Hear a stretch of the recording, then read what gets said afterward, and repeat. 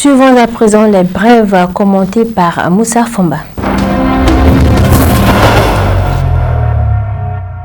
Les pays de la CEDEAO se préparent à mettre en place des forces de déploiement rapide. Cette décision intervient après un sommet ordinaire des chefs d'État de l'organisation tenu à Abuja, au Nigeria, dont l'ordre du jour a été dominé par la situation politique en Guinée-Bissau et au Bénin.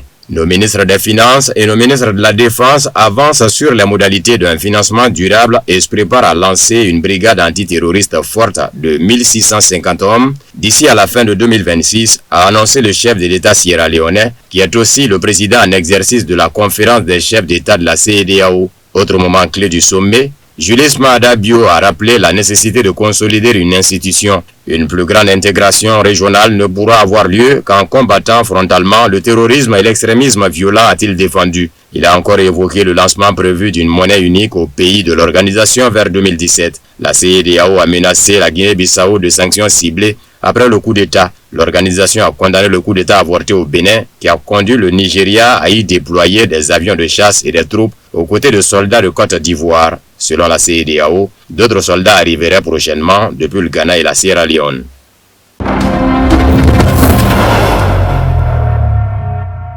L'Afrique du Sud demande des comptes au G20 sur sa suspension. Pretoria pense que son exclusion par les États-Unis des travaux du groupe peut constituer un précédent, a rapporté la radio nationale sud-africaine. L'Afrique du Sud demande que l'exclusion des membres du G20 soit inscrite à l'ordre du jour de la première réunion des Sherpas du G20, prévue pour les 15 et 16 décembre à Washington, indique une note adressée par le ministre sud-africain des Affaires étrangères aux pays membres du G20. Zain Dengor, Sherpa sud-africain, laisse entendre que la suspension sera bien examinée par le G20. Les représentants de la plupart des membres du G20 ont indiqué qu'ils soulèveraient la question de la violation des normes, notamment le fait que l'exclusion des membres du groupe ne peut se faire que par consensus. Les États-Unis ont pris la présidence tournante du G20 le 1er décembre. Trump a remis en question la participation de Pretoria aux travaux du groupe et indiqué que le sommet 2026 en Floride se déroulerait sans l'Afrique du Sud. La délégation sud-africaine n'a pas été invitée non plus à la réunion des Sherpas en décembre.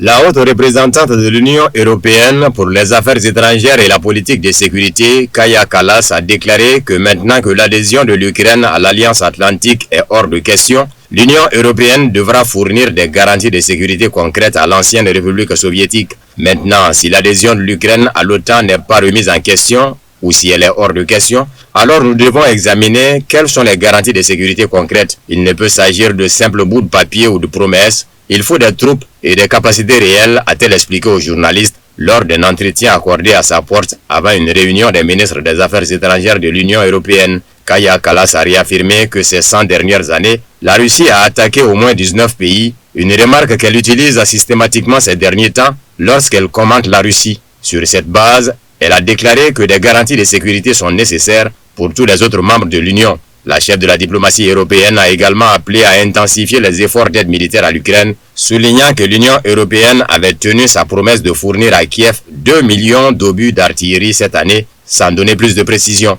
Plus tôt, Vladimir Medinsky, conseiller du Kremlin et président de la Société historique militaire russe, avait déclaré, en réaction aux propos de Kaja Kallas concernant les 19 pays prétendument attaqués par la Russie, qu'il était prêt à donner personnellement une leçon d'histoire détaillée au chef de la diplomatie européenne.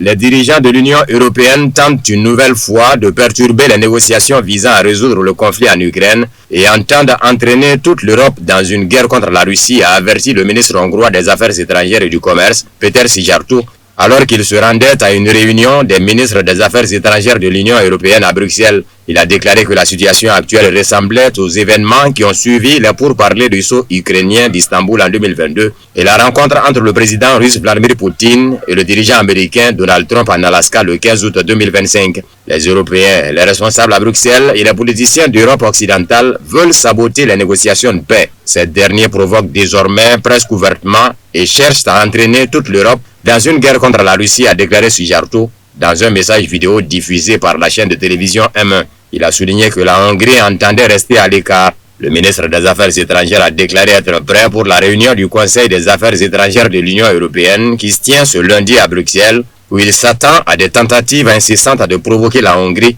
pour l'entrée d'une manière ou d'une autre dans le conflit. Nous ne le permettrons évidemment pas, a promis Sujarto.